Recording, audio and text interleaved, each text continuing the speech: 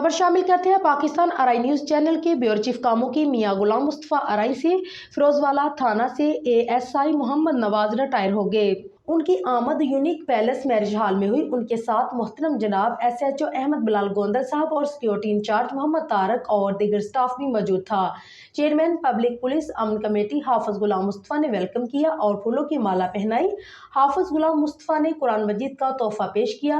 मोहम्मद नवाज ने कहा कि मैंने अपनी ज़िंदगी में पंजाब पुलिस की ड्यूटी बेहतरीन सर अंजाम दी है।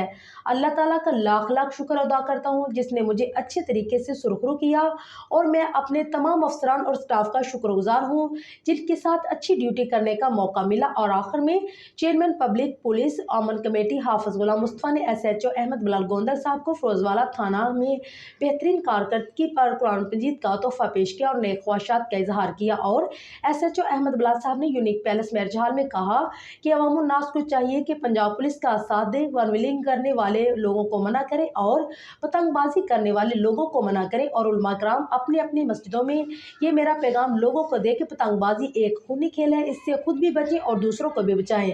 जिस शख्स ने एक इंसान की जान बचाई गोया उसने पूरी इंसानियत की जान बचाई। और आखिर में हाफिज गुलाम मुस्तफ़ा ने एसएचओ अहमद बिलाल गोंदल और एएसआई मोहम्मद नवाज और तमाम staff unique palace marriage hall में आने पर दिल से शुक्रिया अदा किया।